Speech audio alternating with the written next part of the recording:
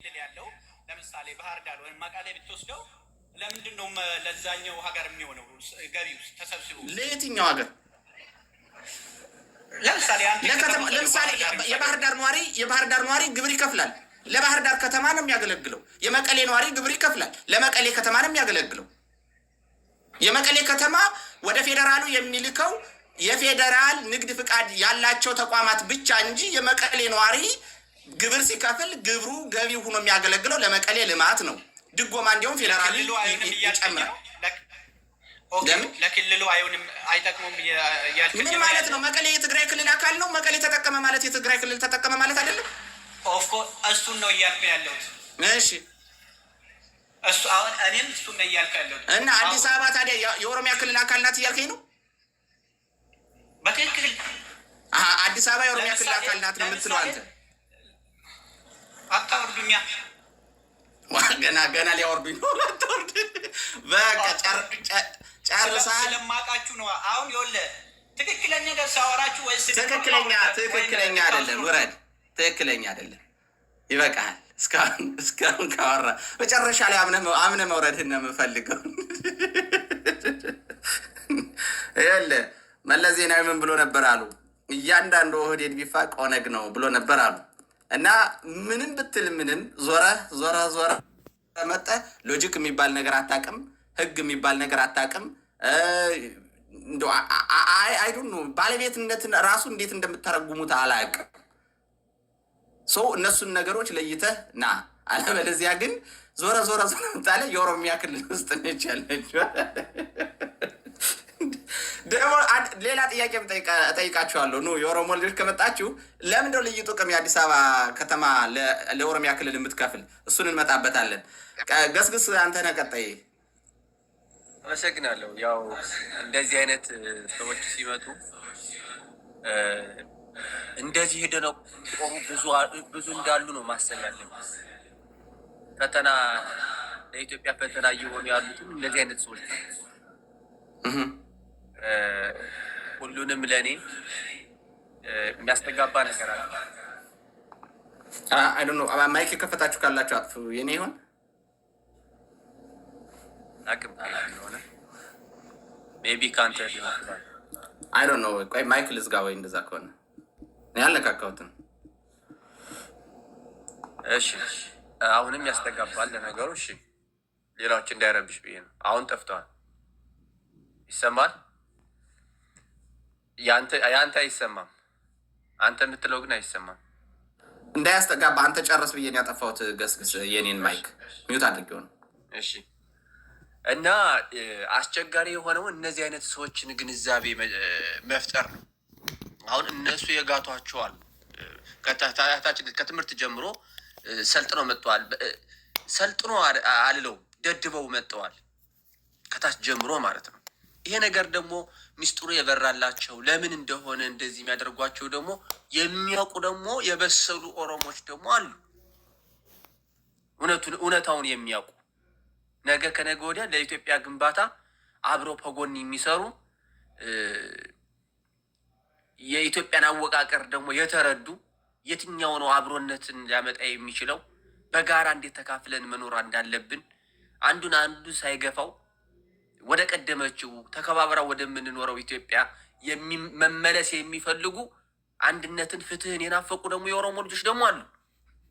ተስፋችን ደግሞ እነሱ ናቸው። ነገም ከሚመጣው ለውጥ ጋር አብረው የሚሰሩ ማለት ነው። እንደነዚህ አይነት ደግሞ የደነቆሩ ለነገው ነፃነት፣ ለነገው የኢትዮጵያ አንድነት፣ ለነገው የህብረተሰብ ተሰባጥሮ እንደ ድሮው መልካም እሴቱን ጠብቆ የመኖር ተስፋችንን ደግሞ እንቅፋት ሊሆኑ የሚችሉ እንደነዚህ አይነት ደናቁርት ደግሞ ታያለ። ግን አብዛኛው ተስፋ የሚሰጥ ይሄ አብዛኛው የትኛውን መሰለህ የምልህ የኦሮሞ ህዝብ ይሄ ሰርቶ የሚያድረው በየቦታው በየመናኸሪያው በየሱቁ ደፋ ቀና ብሎ የሚያድሩ ብዙ አሉ። ሚዲያውን ይዘው በአጋጣሚ የሁሉን ኦሮሚያ ወክለው የመጡ የመሰሉ ደናቁርቶች የኦሮሞን ስም ለማጥፋት የሚጥሩ አሉ። ግን አብዛኛው ሚሊየን የነገ የሀገሪቱ ተስፋ ናቸው እና ነገም ከሚመጣው ለውጥ ጋር አብረው ይሰራሉ ብለን እናስባለን። ብዙዎችም ደግሞ እየሰሩ ነው። ግን እንደነ የክልል አወቃቀር በምን ምክንያት እንደሆነ ግንዛቤው የሌለው ስለ ንቦና የአዲስ አበባ ህዝብ ስለ ንቦናው ክልል ሲዋቀር ስለ ንቦናው ታይቶ ቋንቋው ታይቶ ባህሉ ወጉ ታይቶ በዛ መሰረት ለአስተዳደር እንዲመች ከፋፈለው። የአዲስ አበባ ስለ ንቦና የኦሮሞ ስለ ንቦና አለው። የኦሮመኛ ተናጋሪ ነው ህዝቡ። ግንባሩ ላይ እንትኑን አንጠልጥሎ የሚሄድ ህዝብ ታያለህ አዲስ አበባ ላይ። በግድ አይደል እንደ ኢሬቻ መጥቶ ከመሀል አዲስ አበባ ላይ ይከበር እየተባለ ያለው። የአዲስ አበባ ህዝብ ይቀበለዋል ወይ? በህገ መንግስቱ ውስጥ የት ላይ ነው የክልል ከተማቸው? ያን እንኳን አልቀየሩም። በህገ መንግስት ደረጃም እንኳን አልቀየሩትም። ባልቀየሩበት ሁኔታ እንዲሁ ዝም ብለህ ዘለህ ቁጭ ትላለህ። እና ሌላውን ቶ በስነ ልቦና ደረጃ የኦሮሞ ስነ ልቦና የኦሮሞ ቋንቋ አዲስ አበባ ከተማ ላይ አለ ወይ? መጠየቅ ያለበት እኮ ነዋሪው ነው፣ የአዲስ አበባ ነዋሪ ነው። ስለ ኦሮሞ የኦሮሞ ህዝብ ነው የሚጠየቀው። እኔ ኦሮሞ ነኝ ይላል። አዎ ኦሮሞ ነህ፣ በኦሮሞ ትኖራለህ። ህገ መንግስቱም የፈቀደለት እሱ ነው። አይ እኔ አማራ ነኝ ካለ አንድ ማህበረሰብ አማራ ነው። ስለ ልቦናው ይጠናል፣ ቋንቋው ይጠናል፣ እውቅና ይሰጠዋል። አዲስ አበባ ግን የትኛው ስለ ልቦና ነው የምታይባት? የትኛው ስለ ልቦና ነው የምታይባት? ምን አይነት የኦሮሞ ስለ ልቦና ታያለ? የከሸፈ ፖለቲካ ነው።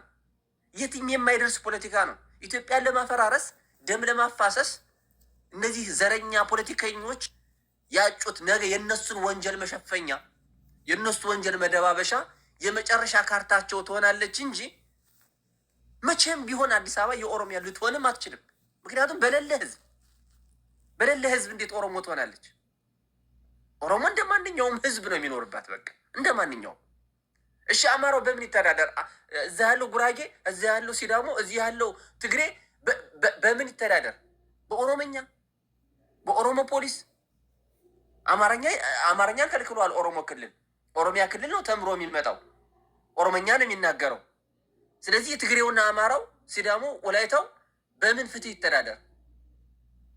እኔ ግራ ነው የሚገባና የማይሆን የከሸፈን ፖለቲካ እንዲህ ኳስተር ብለው ሲከራከሩበት ግራ ነው የሚገባኝ።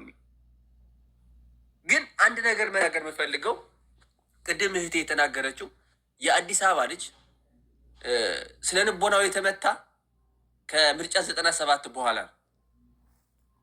ከምርጫ 97 በኋላ ምናልባት የነበረው ስርዓት የኢህአዴግ ስርዓት የማዕከላዊ መንግስት እንደመሆኗ መጠን የአዲስ አበባን የማህበራዊ እሴት አጠፋው። ይሄ የአብሮነቱ አሉ አይደል? በአንድ ድምፅ ተነስ ሲባል ብድግ የሚለው ተመካክሮ ለልማትም ለአመፅም በአንድ ድምፅ ሊነሳበት የሚችልበትን ስነ ልቦና የነበረው ስርዓት አጠፋው። በጣም መተው።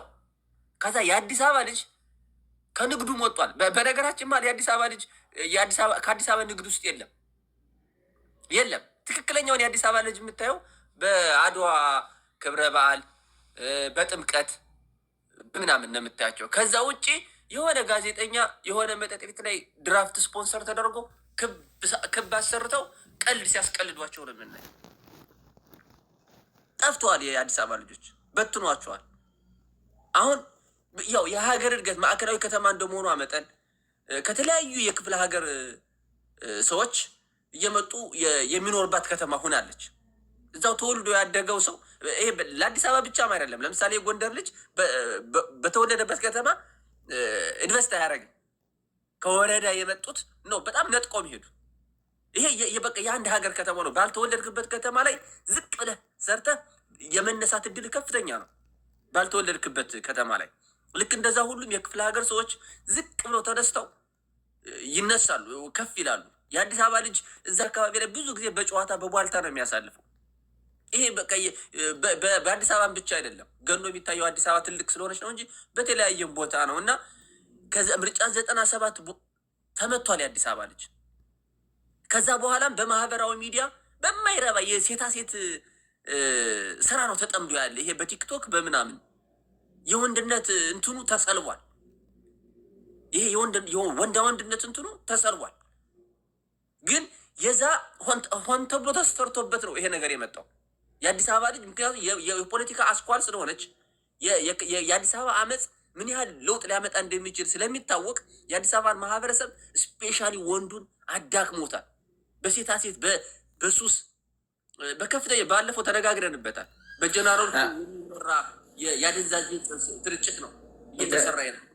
ልክ ነህ ገስግስ። ቆይ እዚህ ጋር በደንብ እንትን እንድትለው ፈልጌ ነው ማይክ ያበራሁኝ። ዋናው ርዕስ የፈለግኩት ምንድን ነው፣ አዲስ አበባ የኦሮሞ ነች ስላለ የኦሮሞ ትሆናለች ማለት አይደለም። ይሄ ሀቅ ነው። ያው ቅድም እንደገለጽከው ከፍተኛ የሆነ ደም መፋሰስ ሲፈጠር ህዝቡ ይለቅ ይተላለቅ በሚለው በህዝቡ ደም እንደፈለጉ በሚቀልዱ የኦህዴድ ብልጽግና ባለስልጣናት የተቀየሰ የጥፋት እቅድ ካልሆነ በስተቀር ይታወቃል አዲስ አበባ የማን እንደሆነች በደንብ ስለሚታወቅ። እኔ አሁን አዲስ አበባ የኦሮሞ ናት የሚለው የፖለቲካ ኤሊት ወደብ ያስፈልገናል ብሎ ለኢትዮጵያውያን ይጮሃል፣ ያቅራራል። አዲስ አበባ የኦሮሞ ናት የሚለው የፖለቲካ ኤሊት የኦህዴድ ብልጽግና ማለት ነው ቀይ ባህር የኛ ነው፣ ኤርትራ በሴራ ወስዳብናለች፣ አሰብ የኛ ነው፣ ወደብ ያስፈልገናል፣ ምንትሶ ቀብጠረሶ እያለ ይለፋል። በጣም የሚገርመኝ ነገር ማለት ነው ማለት አይናችሁን ጨፍኑ ላሞኛችሁ የሚለው እንኳን የሚገልጸው አይመስለኝም። ለምን በላይ በእጅህ ላይ ያለውን ቤት የሰራህበትን ገዝተህ ተመርተህ ቤት የሰራህበትን ቦታ የኔ ነው እያለ አንተን እያንገራገረህ የኔ ነው አለበለዚያ በታትነዋለሁ እያለህ ና በጋራ እንሂድና እዛ ሩቅ ቦታ ያለውን ደግሞ አምጥተን እንጠቀምበት ሲልህ እንዴት አድርገህ ልታምነው ፈልጎ ነው እየወጣ በየሚዲያው ስለ ወደብና ስለ ቀይ ባህር አፉን የሚከፍተው? የኦህዴድ ብልጽግና የፖለቲካ ኤሊት አዲስ አበባን ለመጠቅለል እጅጌውን ከፍ ከፍ አድርጎ እዚህ በቦክስ እየተናረተ በየአዳራሹ ስለ እንደው ሌላው ሁሉ ይቅርና ቲፒኤልኤፍ መጣችብኝ ማለትስ ሞራል አለው ወይ ነው? ቲፒኤልኤፍ መጣችብኝ እነዚህ ያረጁ ፖለቲከኞች እንደዚህ የማለትስ ማንዴቱን ከየት አመጣው? እንደው የእውነት ለመናገር ለዚህ አገዛዝስ አዲስ አበባን የኔ ናት ለሚል አገዛዝ ሊዋጋ ሊታኮስ የሚወጣ አማራ ማየትስ ህመም አይደለም ወይ? እዚህ ላይ እንድትጨምር ፈልጌ ነው ገስግስ። ጥሩ። ከዚህ በፊት ተነጋግረንበታል። በቀይ ባህር ጉዳይ አጀንዳውን ለምን እንደፈለገው ይታወቃል። ቀይ ባህርን በፍጹም ወደ ኢትዮጵያ ሊጠቀልል የሚችል አቅም አይደለም። የእሱን ስልጣን እንኳን ሰርቫይቭ አድርጎ ለማስቀጠል ከዚህ በኋላ የሚያስችል አቅም የለውም። ራሱን እንኳን የሚጠብቅ አቅም የለውም። አይደለም ቀይ ባህርን ሊያስመጣ ይቅርና ቀይ ባህርን የፈለገው ኢትዮጵያዊ አንድነትን አስመስሎ ልክ ስልጣን ሲይዝ ኢትዮጵያዊ ከለርን ይዞ መጦ የኢትዮጵያን ሕዝብ አደንዝዞ ሁለት እግሩ እንደረገጠው ሁሉ የተዳከመውን ኃይሉን በአንድነት ስም በቀይ ባህር ስም እንደገና ኃይሌን አንሰራራለሁ የሚል እቅድ ይዞ መጦ እንጂ ሰራዊቱን ለመመልመል የተጠቀመበት እቅድ እንጂ ቀይ ባህርን የማስመለስ አቅም እንደሌለውም ራሱ ያውቀዋል። አንደኛ። ሁለተኛ የፖለቲካ ቅደም ተከተልም አያውቅም።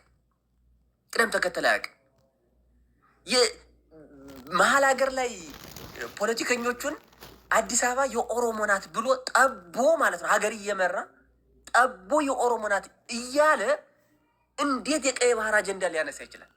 ቅደም ተከተል እንኳን አያውቅም። መቼ መነሳት እንዳለበት። አንደኛ እኔ ከዚህ በፊት ተነጋግረናል። የመዋደቂያው ምልክት ነው። እየወደቀ ሲሄድ ቀይ ባህርን አጀንዳ አንስቶ ሳይጨርስ መውደቂያው መጣ። መውደቂያው ሲመጣ ደግሞ ግድ አዲስ አበባ የመጨረሻው ናት። ምክንያቱም አዲስ አበባ የምትለው አጀንዳ ወደ ኦሮሚያ ክልል መደበቂያ አንዱ አጀንዳው ነች። የመጨረሻው አዲስ አበባን ያንተ ላደርግልህ እየታገልኩ ነውና ተነስ ይለዋል። በደንብ ነካልኝ። ይቺ እንድትነካት ነበር የፈለግኩ። አማራውን መሰብሰቢያና ማነሳሻ ያደረገው ወልቃይትን ነበረ። አሁን ደግሞ ኦሮሞውን አዲስ አበባን መሰባሰቢያና መነሳሻ አድርጎ ከጀርባው ለማሰለፍ የተጠቀመበት ነው። እሱን እንድትነካ ስለፈለግኩ ነው። ቴንኪ። የመጨረሻው ካርድ ናት አዲስ አበባ፣ የመጨረሻው ካርድ ነች። በትግራይና በአማራ አካባቢ ወልቃይት አንድ ካርድ ነበረች። እሷ ከሽፋለች። በሁለቱ ህዝብ ጥምረት ከሽፋለች። አዲስ አበባ ደግሞ የመጨረሻ ወደ ኦሮሚያ ሲጠጋ ምን ይዘህ መጣ? ይህ ኦሮሞ ህዝብ የታገለበት ምን ይዘህ መጣ ሲሉት ይኸው አዲስ አበባን አስወስኜላችኋለሁ እንግዲህ በደማችሁ ጠብቁ ይላል። ኢንዳይሬክት ጠብቁኝ ነው። ጠብቁኝ ቢል አንተ ስትዘርፍና አንተ ስትል ኖረህ በኦሮሞ ደም ምን ብለን ነው አንተ የምንጠብቅህ የሚል የህዝብ ምላሽ ይመጣል። አሁን ሊል የሚችለው አዲስ አበባን ሰጥቻችኋለሁ እንግዲህ በደማችሁ ጠብቁ ሊል ነው።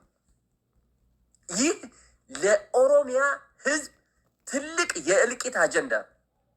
ምክንያቱም የሚጣላው እኮ ከአማራ ጋር አይደለም፣ ከትግራይ ጋር አይደለም፣ አጠቃላይ ከኢትዮጵያ ህዝብ ጋር ነው። እንዴት ነው ሰርቫይቭ ማድረግ የሚችለው የኦሮሞ ህዝብ ከኢትዮጵያ ህዝብ ጋር ተጣልቶ?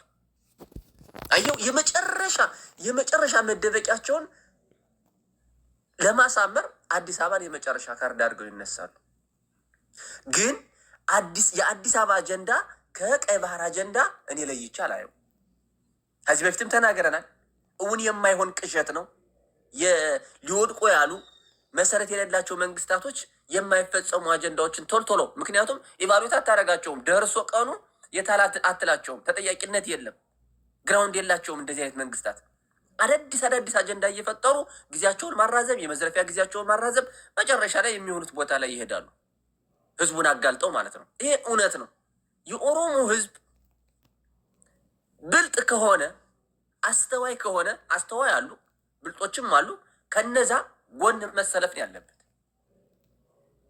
ከነዛ ጎን ነው መሰለፍ ያለበት። ምክንያቱም ከኢትዮጵያ ህዝብ ጋር እንዴት ተጣልቶ ሊኖር ይችላል? አይችልም። ሚሊዮኖችም አይፈልጉትም፣ መለየትን አይፈልጉም። ይሄን ነው ማስበው እኔ። እሺ አመሰግናለሁ ገስግስ ቴንኪው። የሰዓት ጉዳይ ብላችሁኛል።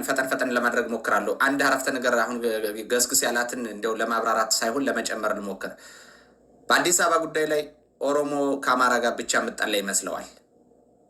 በጣም የሚያስቀኝ ነገር በአዲስ አበባ ጉዳይ ላይ ከ84ቱም ብሔር ብሔረሰብ ጋር ይጣላል። ምክንያቱም አዲስ አበባ ውስጥ የሚኖር 84ቱም ብሔር ብሔረሰብ ነው። ምንም ይሁን ምንም የፈለገው ነገር በፈለገው ካልኩሌት ልታደርገው ትችላለህ።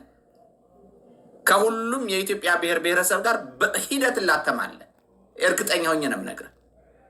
እና በጣም ብልጥ የሆናችሁ እና ለኦሮሞ ህዝብ የምታስቡ የኦሮሞ ፖለቲከኞች አማራው ምናምን ተው፣ አማራው ለምን ቀዝቀዝ እንዳለ አማራው ለምን ያዝ እንዳደረገው የሚገባ ቆይቶ ነው። አሁን ችግር የለም። አብይ አህመድም ቀበቶ አስፈታለሁ ብሎ ወደ አማራ ክልል ሲገባ ልክ እንዳሁኑ ነበር እንጣር ያለው እና መጨረሻውን ያለበትን አይተናል። አሁንም የምሬን ነው። ብልጥ ከሆናችሁ ከማን ጋር እንደምትጣሉ ቀድማችሁ ወቁት። በአዲስ አበባ ጉዳይ ላይ ከአማራ ጋር ይሄ የነፍጠኛ ጋር የነፍጠኛውን ፖለቲካ በዛና በዚያ ከበታተን ነው። አገውን ቅማንትን ካስነሳንበት ጎንደር፣ ጎጃም፣ ወሎ፣ ሸዋ ከበታተን ነው ካዳከም ነው። በአዲስ አበባ ጉዳይ ላይ ኧረ እባክህ ጉራጌው ዝም ይልሃል፣ ሶማሌው ዝም ይልሃል፣ ሲዳማው ዝም ይልሃል፣ ጉምዙ ዝም ይልሃል፣ ሽናሻው ዝም ይልሃል፣ ትግሬው ዝም ይልሃል። አዲስ አበባ ውስጥ አማራ ብቻ ይመስላል። አዎ ማጆሪቲው ኦልሞስት ከ60% በላዩ ህዝብ በፖፕሌሽን አማራ ነው ይታወቃል። ይህን ደግሞ ሴንሰስ ላይ ያለ የተቀመጠ ነው። አሁን ባለው ሁኔታ ግን ወደድህም ጠላህም ከመላው ኢትዮጵያ ጋር ትላተምና ሰልቃጭ የኔ ነው ባይ፣ ሁሉን አማረሽ፣ ሁሉን ወሳጅ፣ ሁሉን ጠያቂ ተብለህ ትፈረጃለህ በመላው የኢትዮጵያ ብሔር ብሔረሰቦች። ይችን አስምሩባት። ኤኒዌይስ ከዛ በመቀጠል ወደ ኤርሚያስ ሊድ ማነው 4 ኪሎ ሰዓት እያልክ ነበር። ኤርሚያስ ተናግሮ ቀጣይ አንተ ነህ። ወይ መቀጠል ትችላለህ ኤርሚያስ። ሁሉ ሰላም ነው? አለን ሁሉ አማን አለን ይመስገነው። እንግዲህ ብዙ ወንድሞች ብዙ እህቶች አንስተውታል ይህንን ጉዳይ። በእርግጥ ሁሉም ሰው እንዲነቃ የራሱን አስተዋጽኦ እንዲያደርግ ሁሉም ሰው እንዴት መሆን እንዳለበት ብዙ ወንድሞቻችን እና እህቶቻችን የራሳቸውን ሚዲያ ከፍተው ጊዜያቸውን ሰውተው ሰዓታቸውን እያጠፉ ብዙ ስራ እየሰሩ ነው። እንደዛም ሆኖ ብዙ ያልነቁና ብዙ የቀራቸው እህት ወንድሞቻችን እንደዚህ አይነቱን ነገር አስተዋጽኦ ቢያደርጉበት ጥሩ ይመስለኛል። እኔ የመጀመሪያ ነገር ስናገር ይሄ መንግስት የማያመጣው የግፍ አይነት የለም ብዬ ነው ማምነው። በዛም በዚህም የሚጣመደው የራሱን ህይወት እና የራሱን እስትንፋስ እንዳይቋረጥ ለማድረግ ነው እንጂ ለህዝብ ያሰበው ለኦሮሚያ ለማንኛውም ህዝብ የሚያስብ አይመስለኝም። የመጀመሪያ አንድ ሰው ሊያውቅ የሚገባው ነገር ይሄ መንግስት ሁሌ ከጦርነት ጋር መኖር የሚፈልግ ህዝብ መንግስት ነው። ወደ ኋላ መለስ ስለበልና እኔም የተሳተፍኩበትን አንድ ነገር ልናገር። የሰሜኑ ጦርነት በራሳቸው ሴራ እንዲመጣ አደረጉ። የአማራና የትግራይ ህዝብ ምንም የማያውቅ ህዝብ ተጨፋጭፎ እንዲያልቅ አደረጉት። መለስ አድርገው ወደ አማራ ክልል አመጡት። በጦርነቱ ማግስት እኔ ማስታውሰው የአማራ ልዩ ኃይል ኮረማ አካባቢ ተመለሱ ካሉ በኋላ 10 ቀን ወይ 15 ቀን አልሞላውም ትጥቅና ቀበቶ እናስፈታለን ብለው መከላከያ ወደ አማራ ክልል ሲገቡ የሚገርመው ነገር እኔ የታሰርኩት ከዛ በፊት 1 ወር ወይ ምናምን አካባቢ በፊት ነበር። ምክንያቱም ደብረሲና ድረስ መጥተው ሲመለሱ ምን ያህል በካራ ቆሪ፣ ባጣዬ፣ በከሚሴ፣ በደሴ ምን ያህል የሰው እልቂት እንዳለቀ እዚህ ጋር መቼም የትናንት ታሪክ ስለሆነ የሚጠፋው ሰው ያለ አይመስለኝም። እና እኒህ ነገሮች እየተሰሩ ያሉት የህዝብ የደም ማዕበል እንዲሆኑ ነው እየሰሩም ያሉት። የነሽመልስ አብዲሳ ቡድን እየሰራ ያለው ይሄንን ለማድረግ ትናንት አማራ ክልል ላይ የተፈጸሙ የግፍ አይነቶች ዛሬም አዲስ አበባ እንዲፈጸሙ ነው። ሲጀመር በየትኛው ሞራላቸው ነው? እኔ ግራ ግብት የሚለኝ በሶማሌ በኩል ይሄዳሉ ወደብ እናመጣለን ብለው ወደብ የማምጣት ፍላጎት አይደለም ያላቸው። ህዝብን አጀንዳ የማስቀየር ፍላጎት ነው ያላቸው። ቀንዳቸውን ተብለው እንደ ቀንዳም በሬ ተመልሰው ሲመጡ ሳምንት እንኳን አይሞላቸውም። እኔ ማለት በራሳቸው ውሸት ፈጥረው ከዛ ካጭበረበሩ በኋላ ደግሞ በሳምንቱ ሌላ አጀንዳ ይቀይራሉ። የሶማሌን ችግር ሳይጨርሱ ወደ አሰብ ቀይ ባህር ሄደው በማን ደም? የምሬ ነው መናገር የምፈልገው በማን ደም? ትናንት ራያ ላይ የተፈጠረው፣ ወልቃይት ላይ፣ አጋምሳ ላይ፣ አፋር ላይ የተፈጠሩትን ችግሮች ዛሬ በማን ደም? ብዙ ወንድሞቻችንን በረሃ ቀብረን መተናል። ብዙ ጓደኞቻችንን ውሃ ጠማን እያሉ ትተን መተናል። በባዶ እግራችን ተንከራተን ይህን መንግስት እዚህ 8ም 9ም ዓመት እንዲገዛ አድርገናል። እኔ መናገር የምፈልገው ወንድሜ ይቅርታ አድርግልኝና እዚህ የጨረቃ ቤት ሰርታችሁ የጭቃ ቤት ገና ነገ ይለማል ብላችሁ ይፈቀድልኛል አሮዬ ካርታ ይሰጠኛል ብለህ ለዛውም አቋሙ ላልጸና መንግስት አሮዬ ካርታ ይሰጠኛል ብለህ ትናንት አጨብጭመ በርጠህ አሁንም ደግሞ ይግዛኝ እያልክ ላለህ ሰው በሙሉ ይሄ እኔ ብዬ የማምነው የብብቷን የቆጡን ወርድ በላይ የብብቷን ጣለች ነው የሚሆነው።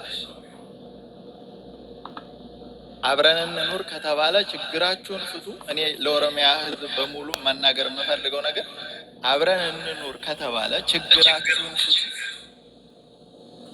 ከዛ ውጭ ግን እኔ ያልኖርኩባት አዲስ አበባ እኔ ያልኖርኩባት ሀገር እንድትኖርም እኔም አልፈልግም።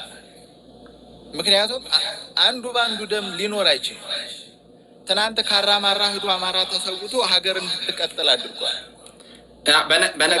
በነገር ላይ ኤርሚያስ መጀመሪያ ጥር እንድታደርግልኝ እፈልጋለሁ ሌሎቹ እንዲደርሳቸው ወንድሜ። ምክንያቱም ደቂቃ ማድረግ ስላልፈለግኩኝ ነው። ሁለተኛ ግን አሁን ካራማራ ላይ ስላልክ ነው ብዙ ሰው እንዲረዳው እንፈልገው። ባለፈው ሳምንት እዚህ ላይ አንድ ምሳሌ ሰጥቼ ነበር። ሰሞኑን አርሲ ላይ ከተጨፈጨፉት አንዱ የኔ ቤተሰብ ነው ማቀው ከኛ አካባቢ ሄደ።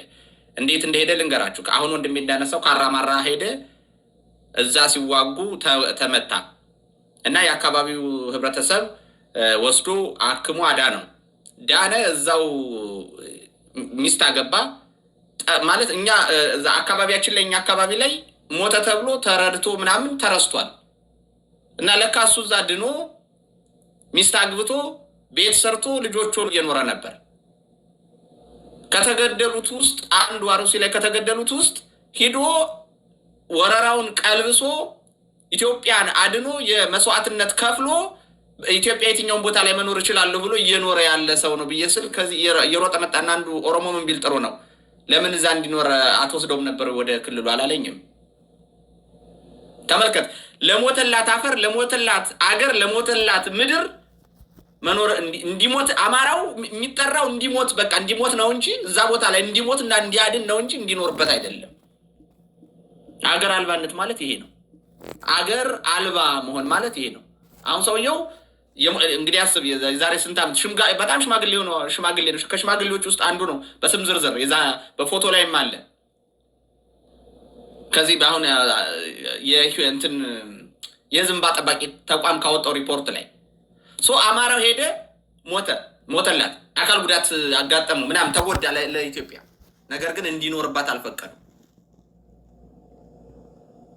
አሁን አሁን ስለሚያጠናክር ነው ወንድሜ። አጠቃልልኝ፣ ይቅርታ። ኦኬ፣ ላጠቃልል ነው። የሚገርመው ነገር እዚህ ላይ አንድ ነገር ላንሳና ልጠቅልል። የእኔ አያቴ አድዋ ጦርነት በሁለተኛው ማለት በኃይለ ሥላሴ ዘመነ መንግስት ነው የተሰዋው። የጣሊያን ወረራ ጊዜ ማይጨው። ኦኬ። አባቴ የደርግ ጀነራል ነው። እኔ በኢህአዴግ 2006 ነው ሰልጥኛ የገባሁት መከላከያ 7 ዓመት አገልግያለሁ። እኔ ግራ የሚገባኝ ነገር ይቺ ኢትዮጵያ ማናት ማለት ካራማራ፣ ቅድም እንዳሉ ካራማራ ህዶ የተሰዋው አማራ ነው። አድዋ ህዶ የተሰዋው አማራ ነው። ይቺ የማናቃት ሀገር ነገስ የአሰብ ወደብ በማን ደም ነው ሊመለስ የሚችለው? እኔ እያንዳንዱ የኢትዮጵያን ጀነራሎች ከጫፍ እስከ ጫፍ ብትጠይቃቸው ማንን ይዘህ ነው ወደ ጦርነት መግባት የምትፈልገው ብለህ ብትጠይቀው አማራን ነው። አሁንም አማራን ነው። ስለዚህ አማራ ንቃ። እኔ እዚህ ጋር መናገር የምፈልገው ትናንት ጨርሻለሁ። ይህን ብቻ ነጥብ ላንሳ። ጉራጌ አካባቢ 3 ወንድሞቻችን አማራ ስለሆኑ ብቻ በጥይት ግንባራቸውን ተመተዋል። ስለዚህ አማራ ራስህን አታስበላ። በእያንዳንድ ቦታ ተዘጋጅና መመከት ያለብህን መክት። አዲስ አበባ ዙሪያ ቅድም ፈረሳ ብያለሁ። ብዙ ቦታዎች አዲስ አበባ ዙሪያ ቤት ፈርሶ ባዶ መሬቱን 6 ሚሊዮን 10 ሚሊዮን 15 ሚሊዮን አውጥቶ ገዝቶ ቤት ፈርሶበታል። ስለዚህ ለማን ነው እንደዚህ እየሆንክ ያለው? ራስን ንቃ፣ ራስን አታስብላ። ጨርሻለሁ። አመሰግናለሁ።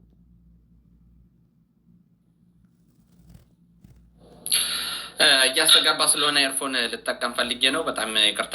ቴንኪው። በጣም ቆንጆ ሀሳብ ነው ያነሳው ኤርሚያስ። ኤኤም ቆይ ሚዩት አድርግልኝ። 4 ኪሎ ይቀድማል። 4 ኪሎ መቀጠል ትችላለህ። እሺ፣ አመሰግናለሁ። ዛሬ በደንብ ሀሳቡን ሲሰማ ነበርኩ ከስሮኝም ያው ከገባ በኋላም ሀሳቡን ሰምቻለሁ። ግን ያው ዘመኔ በምትሰራ ፖለቲካ ግን ግማሹ እንደ አንድ ሰው ብቀበልም ግማሹም ደግሞ ማልቀበልበት ቦታ አለ ማለት ነው። ምክንያቱም እኔ የብልጽግና ደጋፊ ሳይሆን እኔ እንደራሴ ያው በአንተ ሀሳብ ማልስማማበት ቦታዎች አሉ ማለት ነው። ምክንያቱም አንድ ጥያቄ ልጠይቅህ።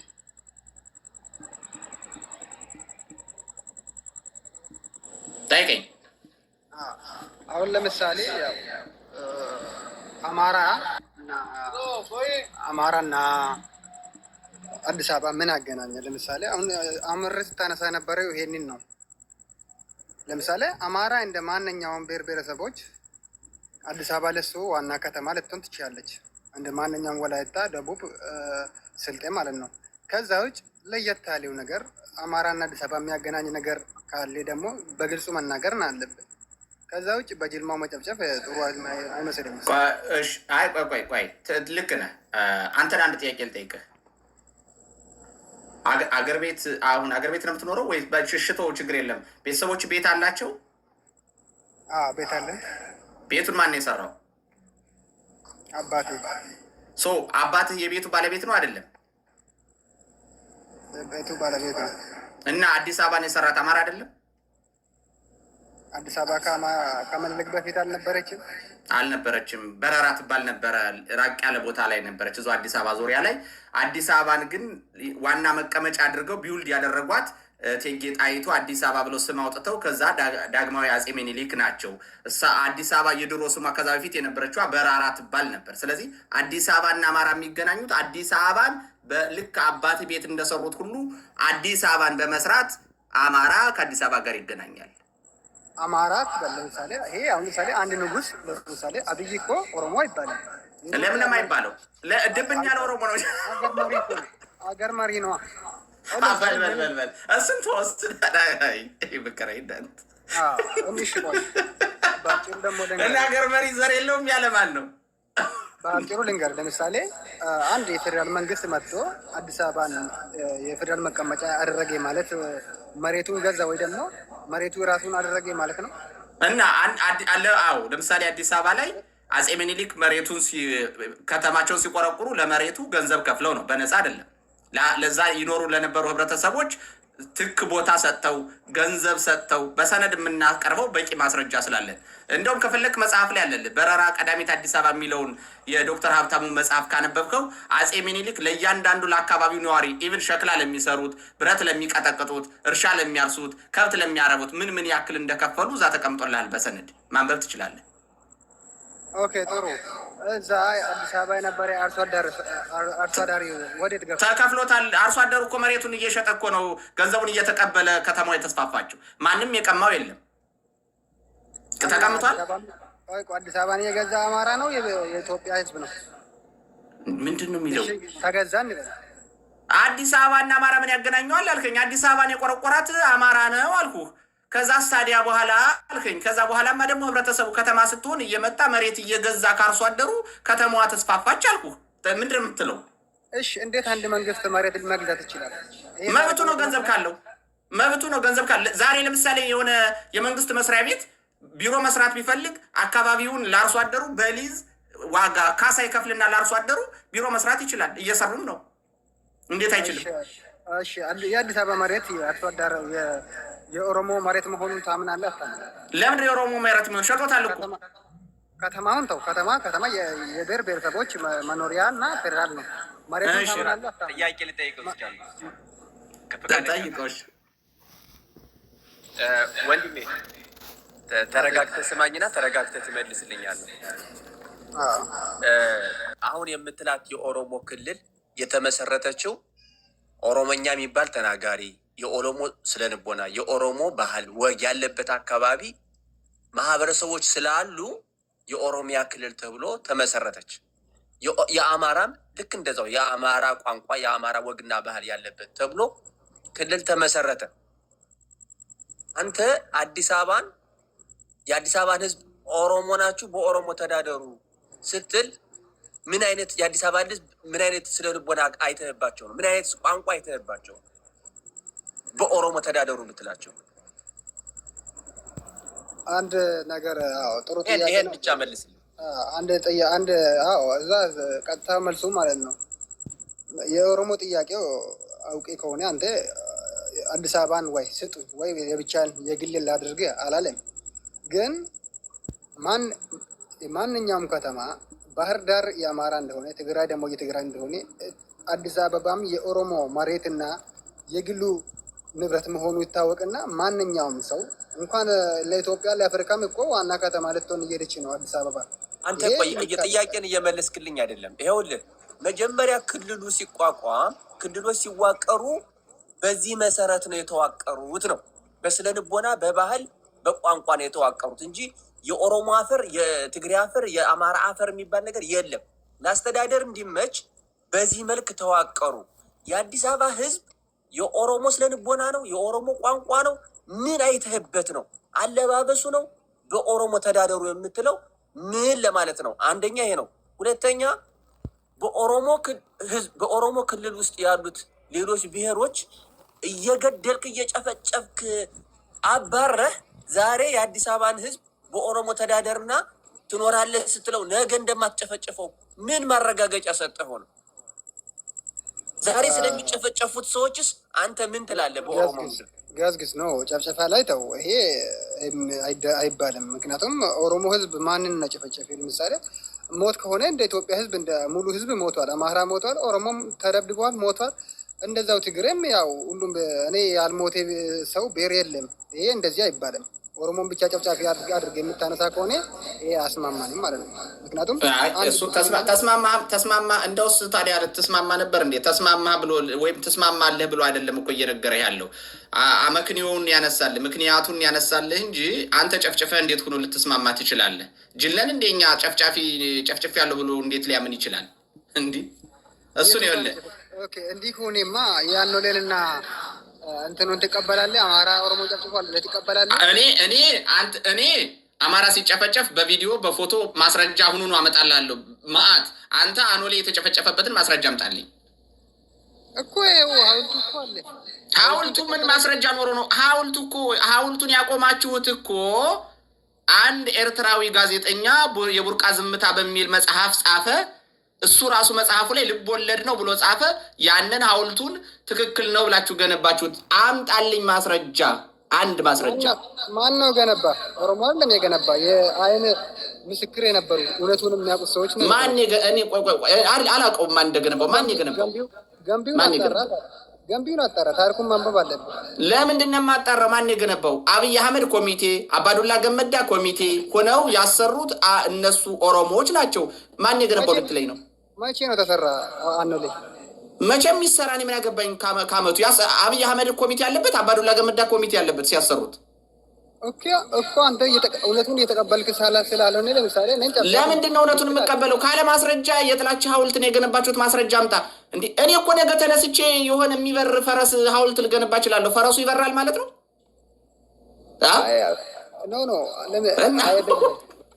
ማስረጃ አምጣልኝ እኮ። አኖሌ ላይ የተካሄደው ጭፍጨፋ ማስረጃ አምጣልኝ። ይኸው የተገነባ ነገርኩህ።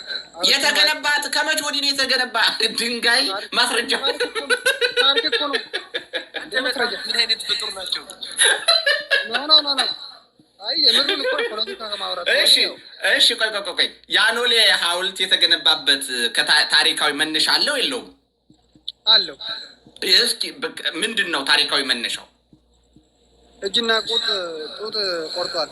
ማን የቆረጠው? ምኒልክ። ማስረጃው ምንድን ነው? ይኸው ግንቡ ሐውልት ግንቡ ሲገነባ እኮ በሆነ ማስረጃ ላይ ተንተርሶ ነው ግንቡ። እኔም ግንቡ መቼ ነው የተገነባው? ታሪኩ ተጽፏል በኢህአዴግ ጊዜ። ማን የጻፈው? ያው እንትን አይ ምስክሮች ናቸው። ኤርትራ አላልከኝ ነው? ያው ስላየ እኮ ነው። ስላየ አይደለም እሱ ልብ ወለድ ነው የጻፈው አልኩህ እኮ። እኔ የምልህ ፍቅር እስከ መቃብር አንብበኸዋል? እኔ ደግሞ አንብቤያለሁ። እና ሰብለና በዛብህ አሉ በህይወት እዛ መጽሐፉ ላይ የተጠቀሱት ታውቃቸዋለህ? እዛ ገብረ ጉራቻ እንትኑ ላይ መቃብር ቤት የተገናኙት። እስቲ አንተ ደግሞ ልንገራ። አሁን ደግሞ አንተ ደግሞ የዛኛ የአኖሌና የእንትን ታሪክ አንብበሃል? የማን አኖሌና ማን ነው? የትኛው ነው? አንዱ ደግሞ ምንድን ነው የሚባለው? እኔ እንጃ፣ እኔ አላውቀውም እኮ። አንብበሃል? መጽሐፍን አላነበብኩም። ምን መጽሐፍ አለና ስለ አኖሌ የሚያወራ መጽሐፍ ማነበው? ከየት አምጥቼ ንገረኝ አልኩህ እኮ። ለዛ ነው ስላልፈለክ ላታነብ ትችላለህ። እሺ ንገረኝ፣ መጽሐፉን ላንብብ።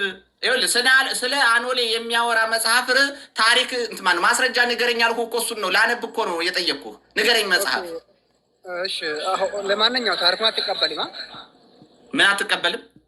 ታሪኩን አትቀበልም? እውነቱን ማስረጃ ካመጣህ ለምን አልቀበልም? ግን ማስረጃ አምጣልኝ አልኩህ እኮ። ካለ ማስረጃ እንዴት ብዬ ነው የምቀበለው? ከሐውልት በላይ እኮ ማስረጃ የለም። ሐውልቱ ሲገነባ ሐውልቱ የሚገነባው በሆነ ነገር ላይ ተንተርሰው ነው። ሐውልቱን የገነቡት ሰዎች በምን ላይ ተንተርሰው ገነቡት? በምን? ኦኬ ጉግል በነገራችን ላይ አሁን በነገራችን ቴክኖሎጂ ኖ አኖሌ ላይ ጭፍጨፋ ተካሂዷል ስትል ጎግል አልተፈጠረም ፍሬንድ። ጎግል የተፈጠረው ከዛሬ 20 ዓመት ወዲህ ነው። ጊዜው ቆይ ና አንተ በቲክታክ እና በፌስቡክ ጊዜ የተደረገውን ጨፍጨፋ በዛ ሰዓት ካሜራ ባልነበረበት ሰዓት በጨለማ የጨፈጨፈ እውነቱን ልትክድ ነው? ማን ነው በጨለማ የጨፈጨፈው? እና ያው ፌስቡክ ቲክታክ የለም ማለት እኮ ጨለማ ማለት እኮ ነው። እሺ እና ይኸውልህ በጨለማ እንዲህ ይኸውልህ እኔ የምልህ አድዋ በመጽሐፍ ተጽፏል አይደል? ለምንድን ነው የተጻፈው? እውነት ስለሆነ ነው አይደል? አውሮፓውያን ሁሉ ጽፈውታል አይደል? እና ዳግማዊ አፄ ምኒልክ እኮ በዚያ ዘመን የነበሩ ሰው ናቸው። ለምን ታዲያ አውሮፓውያን ሁሉ ስለ አኖሌ ሳይጽፉ ቀሩ ታዲያ? እስኪ ንገረኝ። ስለ አድዋ ሲጻፍ አድዋ ከውጭ ሀገር ጋር የተደረገ ውጊያ ነው። ይሄ ደግሞ አይ እንዲህ በርካታ ለምሳሌ ንጉሥ ተክለ ሃይማኖትና አጼ ምኒልክ ገና አጼ ሳይሆኑ ንጉሥ ምኒልክ ተብለው ንጉሥ ተክለ ሃይማኖትና ንጉሥ ምኒልክ ተዋግተዋል። ለምሳሌ እሱ ተጽፏል። አጼ ዮሐንስና ንጉሥ ተክለ ሃይማኖት ተዋግተዋል። እሱ ተጽፏል። ሌሎችም እነዚህ የተጻፉትን እንዴት ያሳይጻፍ ቀረ? እንጂ ይሄኛው አምጣሽ መጽሐፍ ማስረጃ። አሁን ቤት ለምሳሌ አሁን ነገም ማስረጃውን መጽሐፉን ይዤ ልምጣ በአማርኛ እንዳለ በአማርኛ ምን የሚል መጽሐፍ እስኪ ርሱ ንገረኝ። አይ ለንገረ ብዬ ነው። በትክክል ማሳይ በከነ ማስረጃ አልከ ማስረጃውን አሳያለሁ ማለት ነው። በቃ በዚህ እንለፈው። እሺ ተቀበልከኝ ማስረጃ አይወል እንዲህ አምነህ ማስረጃ እንደሌለ ሐውልቱ እዛ የቆመው እና አብይ አህመድ ያቆሙት ሐውልት ብቻ ለጥላቻ መስበኪያ እንደሚያገለግል አምነህ ከሆነ መቀጠል እንችላለን። አለበለዚያ ማስረጃ ሳታመጣ ወደሚቀጥለው ስቴፕ አናልፍም። አብይ አህመድማ ያቆመ እኮ የምኒልክን ሐውልት ነው። 4 ኪሎ ላይ አብይ አህመድ 4 ኪሎ ላይ የምኒልክን ሐውልት አላቆመም። የአኖሌ ሐውልት ይኸውልህ በጣም ከሃዲ ስለሆናችሁ እንጂ ቆይማ ከሃዲ ስለሆናችሁ እንጂ የአኖሌ ሐውልት ሲሰራ አሰሪ ኮሚቴዎች አሁን ካሉ ጉምቱ ባለስልጣናት ውስጥ አብይ አህመድና አባዱላ ገመዳ አብረው አሉ። እነሱ አንተን መሰል ሰዎችን ሐውልት አቁመው እንድትጠላ አደረጉህ እንጂ እንደገናም ደግሞ ታሪክን አትነግረኝም። እሺ ማስረጃ አምጣል። ታሪክን እኔ እንዳልነግርህ እንደማልነግርህ ከፈለግ ታሪኬን ጠንቅቄ ያውቀዋለሁ ካልክ የምታውቀውን ታሪክ ከምን ሪፈረንስ ወይም ማስረጃ አንብበህ እንዳገኘው ለእኔም ንገረኝ አልኩህ። አብይ አህመድ እኮ ይህን ስለማይቀበል ነው እንጂ ቢቀበል ኖሮ የምኒልክ እኮ ንጉስ ብሎ እሱ እኮ ሀይልቱ እያሳመረለት ነው። ትቀበላለህ? እና ማመርም አለበት። ዳግማዊ አጼ ምኒልክ እኮ የኢትዮጵያ ብቻ ሳይሆን የአፍሪካ ብቻ ሳይሆን የዓለም ንጉስ ነው እኮ ዳግማዊ አጼ ምኒልክ። አታውቅም የጥቁሮች ንጉስ እንደሆነ? አብይ አኖሌን ገነባት በላ የምኒልክን ነው ገነባት። አሁን አኖሌን ሂድና ሰነዱን ይኸው። አንተ ደንቆሮ ደደብ ነው እንዴት ሰውየው? ሰነዱን ይኸው አልኩህ እኮ። አንተ ምን አይነት ነው? በእግዚአብሔር ምን አይነት በምትለው መንገድ አለብኝ። ጥፋይ የደንቆሮ ልጅ ሰነድ እንኳን ማገላበጥ አይችልም። ሄደ ዛኖሌ ቢሮ እንትን ሐውልቱ ስር ተቀምጦልሃል ያሰሩ ኮሚቴዎች እንዲህ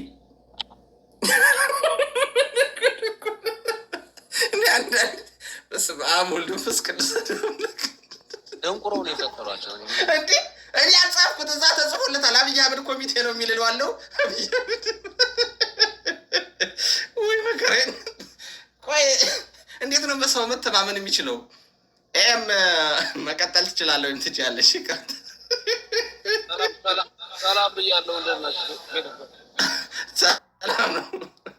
ይቅርታ እነሱ ሰዓት መግደልና ማወዛገብ። ኧረ ምን ማወዛገብ ነው? ከውዝግብም በታች ነው። አደከመኝ እንጂ ያንተ ሰዓት እንዳሰራ እንደዛ ነው። እሺ ቀጥል። ወደ አንተ መልእክትን ሂድ። ሰዓት እየጨረስን ስለሆነ ማጠቃለያ እንድንሰጥ። እኔ ያስተጋባላት ማን ነው? ቆይ ሚዩት ላርግ። ሶሪ የኔ ነው። ያው እንደተለመደው ስለ ወለጋ ነው፣ ምስራቅ ወለጋ አገርኩት። ዛሬ ሰርታችሁ ከሆነ አልሰማሁትም ብቻ እንጂ በጣም ሰው በከበባ ውስጥ ነው ያለው፣ ተጨንቆ ነው ያለው፣ በር ተዘግቶበት ነው ያለው እና እሱን እንዲሰሩበት እንደው ለመልእክት ያህል ነው። ውሎው ያው ሰምተህ ሊሆን ይችላል። ዘረፋ ሲዘረፍ ነው የዋለው። አንዳንድ ሰዎች ደግሞ አልፎ አልፎ የተመቱም የተገደሉም አሉ እና እስኪ ድምፅ እንድትሆኑ እንደውም ዛሬ ባተኛ ከተኛህም ቀን ላይ እስኪ ጠዋት ደግሞ በጣም አስፈሩቷል። እስኪ እየደወላችሁም ቼክ እንድታደርጓቸው። በጣም አሁን የቀረው ህዝብ እኮ ጭንቀት ላይ ነው ያለው። በጣም በጣም በጣም የሚያሳዝን ነገር ነው። ስልክ ቤት ምናምን ሱቅ ምናምን የአማራ የተባለ ሱቅ በሙሉ ተዘርፏል። የለም ዜሮ ገብቷል። እና ገዳ ኮማንዶ ብሎ ከእንትና የላከው ምንድን ነው የሚባለው ከአምቦ የላካቸው እንትኖች ናቸው እዛ ገብተው እንግዲህ እንደዚህ እያደረጉ ያሉት እና ድምፅ እንሆናቸው በየጫካው ገብቷል። መግባት ሰው እንግዲህ ሽማግሌ ምናምን የተባሉት መውጣት ያልቻሉት ያው እዛው ከተማ ውስጥ ናቸው። ከተማ ውስጥ ያው እንደፈለጉ እያደረጉ ነው። እንግዲህ አዳራቸውን ደግሞ የተደፈሩ ሴቶችም አሉ ይባላል። እስኪ ለማንኛውም ድምፅ እንሆናቸው ብዬ ነው። ያው የወለጋ ሰው እንግዲህ ተፈርዶበታል ዘንድሮ። እስኪ እንግዲህ ድምፅ እንሆናቸው ልል ፈልጌ ነው፣ አስታውስ ፈልጌ ነው። እሺ አመሰግናለሁ። ግን አሁን ማግኘት የምችልበትን ቁጥር በውስጥ በኩል ጻፍልኝ። እሺ አንተን ሳይሆን መሬት ላይ ዛሬም ፕሮግራም ሰርተናል፣ ግን ስልክ በጣም ያስቸግረናል እና ብዙ አማራጮች እንዲኖሩን ስለምንፈልግ በውስጥ በኩል 1-2 ቁጥር ካለ ቁጥሮችን አስቀምጥልኝ። ዛሬ በጣም ተቸግረን ነበር።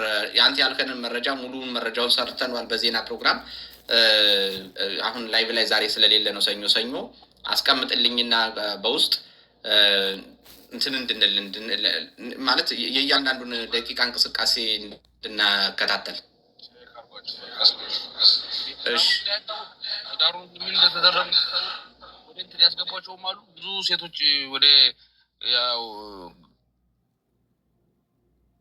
ገዳ ኮማንዶ ያለበት ካምፕ ውስጥ እንግዲህ ገብተው ሊረሽኗቸውም ይችላል፣ አይታወቅም። እንግዲህ እዛ እነሱ ውስጥ የገቡት ላይወጡም ይችላሉ። እስኪ ለማንኛውም ቁጥር እልክልሃለሁ፣ ችግር የለውም። እስኪ ፎሎ መልስልኝና እሺ ፎሎ መልስላለሁ። አሁን ፎሎ መልሼላለሁ፣ ላክልኝ። ቴንክ ዩ አመሰግናለሁ።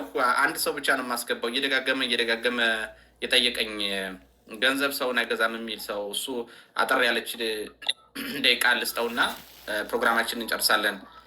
ደጋግመህ ስለጻፍክ ነው። አጠር አድርገህ ሀሳብን ግለጽልንና እንጨርስ። እሺ እኔ ሰዓት ሄደብኝ። እኔ አላበዛም። ሰላም ነው ወይ ወንድም አለም? እንዴት ነህ?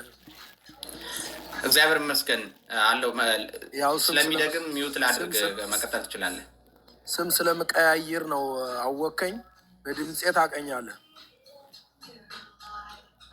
አውቄያለሁ። ሀሳብን መቀጠል ትችላለህ። በጣም ጥሩ። ሀሳቤ ምንድን ነው? አሁን ስታወራ የነበረው ልጅ ጋር ቅድምም የሆነ ልጅ ጋር አወራ። የዛሬው አካሄድህ አልተመቸኝም። እንደ ግሌ እስከ ዛሬ ማርና ወተት ነው። ሀሳብህ ጥሩ ነው፣ ይመቸኛል። በጣም ማደንቃቸው ሰዎች አንዱ ነህ። 3-4 ሰዎች ናቸው ማደንቃቸው በዚህ በአማራ ትግል ውስጥ፣ ከዛ ውስጥ አንዱ ነህ። ዛሬ ግን ጊዜ መግደል ነው። አልደከመህም ወይ? ከጥላት ጋር አውርተህ ምኑን ትጠቀማለህ? ምን መፍትሄ ልታገኝ ነው? አንተ ህዝብህን ማንቃት ካሁን በፊት ስታደርግ እንደነበረው ህዝቡን ማንቃት ነው እንጂ እንደዚህ አይነት ክርክር አትከራከር ፕሊስ። ለወደፊቱ አትከራከር። ዝም ብለህ ህዝብህን አንቃ። ያልነቃውን ምንሻው የሚነቃውን፣ ገበሬው የሚነቃውን፣ ህዝቡ ያልሰማው የሰማው በአንድ የሚደራጅበትን በአንድ የሚቆምበትን ማንቃት ነው ስራህ እንጂ ከእያንዳንዱ ጋር አጀንዳ ሊያስቀይስ ስራህን ወደኋላ ሊስብህ መጥቶ አፉን የሚከፍተው ጋር መልስ አትስጥ። ስላሞሌ ስለምን ይህ ሁሉ ያንተ ስራ አይደለም። ጨርሻለሁ። አመሰግናለሁ። ሰኞ ላይቭ ረፍት ነኝ እና በረፍት ቀኔ ከቲክታክ ማህበረሰብ ጋር መገናኘት ስለምፈልግ ነው እና የራሴ ፕላን ስላለኝ ነው። ገንዘብ ቴንኪው ለአስተያየቱ አመሰግናለሁ። ግን ሰኞ የቲክታኩ ማህበረሰብ ጋር በዚህ መልኩ መገናኘት የግድ ስለሆነ ነው እና የኔ አካሄድ ነው። ቴንኪው። በአካሄዴ ላይ ችግር የለውም። ምን ያውቃለሁኝ ለምን እንደምፈልገው እኔ ነኝ የማውቀው። ባጭሩ አመሰግናለሁ። ገስግስ ማጠቃለያ ካለ አጠቃልና እንጨርስ። ውይ ሮቤል አለ፣ ይቅርታ ሮቤል አለካ፣ ሶሪ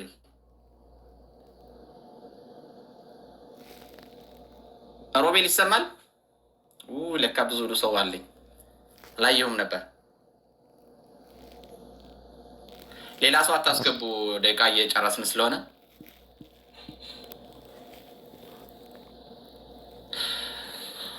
ጎይታ ሮቤል የለም መሰለኝ። ጎይታ ይሰማል? ኦኬ ይሰማል። ሰላም ነው? እንዴት ነህ? ሰላም ነው? ጥሩ ሰላም ነው። ሰላም የሰማችሁ ነበር። አይ ቲንክ ቶፒኩ በብልጽግና ፓርቲ ነው ያለው አይደል? አዎ ቶፒኩ ብልጽግና የኢትዮጵያን ሕዝብ እንዳጠቃላይ ቀይ ባህርና ወደብ እናምጣ እያለ ድቤ ይደበድባል። በየሚዲያው እየዞረ በየንግግሩ መሀል ማወራረጃ አድርጎ ያወራል። ነገር ግን ደግሞ በአዳራሽ ውስጥ ደግሞ ተሰብስቦ ኑ አዲስ አበባ የኦሮሚያ ነች ብላ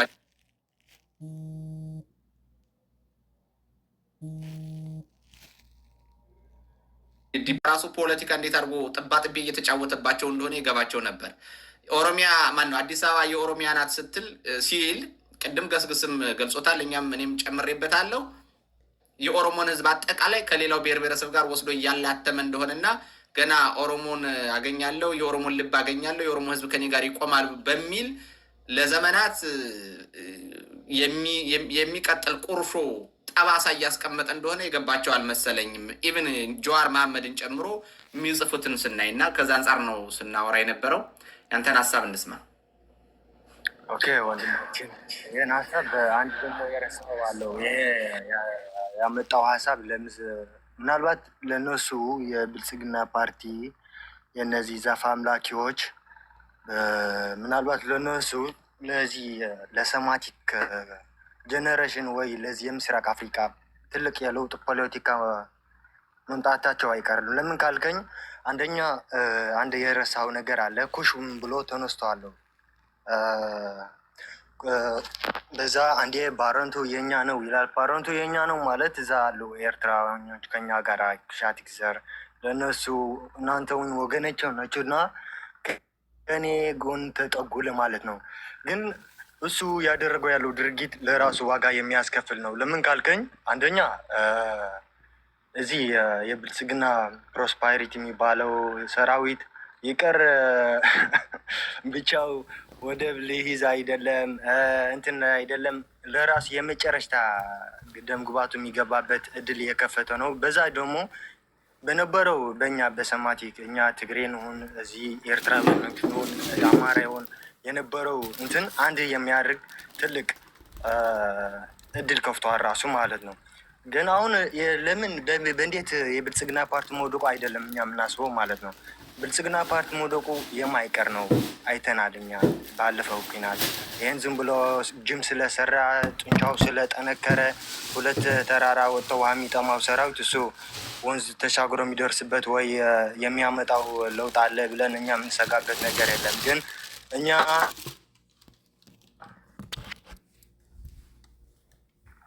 የብልጽግና ፓርቲ ከወደቀ በኢትዮጵያ አዲስ ለውጥ እንዲመጣ እንፈልጋለን እንደ ኤርትራውያኖች ማለት ነው። ኤርትራዊ ነህ ጎይታ?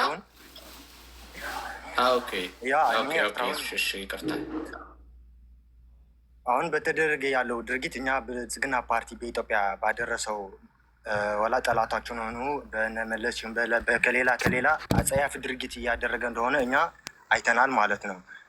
አሁን እዚህ የአብይ ስራ ደግሞ አሁን የመጨረሻ ሰዓት ነው፣ መውደቁ ደርሷል። ስለዚህ አብይ ሰዓት ከወደቀ በኋላ ነው እኛ የምናስበው እንጂ ስለ አብይ መውደቅ ምናምን የምንሸገርበት ምክንያት የለም። ግን እኛ ደግሞ እንደ ኤርትራኖች እና እንደ ኢትዮጵያኖች አንድ ጊዜ ብዙ የኢትዮጵያ የወደብ ይላሉ። ወደብ እኛና ኤርትራና ኢትዮጵያ በሰላም ተስማምቶ እንዲጠቀሙ የሁለታቸው ሀገር ፍላጎት ነው።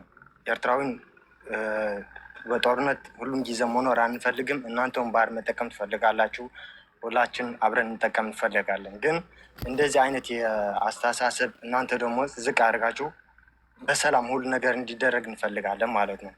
ስለዚህ አብይ አህመድ ከወደቀ በኋላ ያለ ድርጊት ነው እኛ የምናስበው እንጂ አሁን አብይ አህመድ ይወድቃል። አብይ አህመድ ከወደቀስ አንተ ምን አይነት አስተያየት አለ በዚህ የኤርትራና የኢትዮጵያ ጉዳይ? እስቲ በአንተ ንገረን።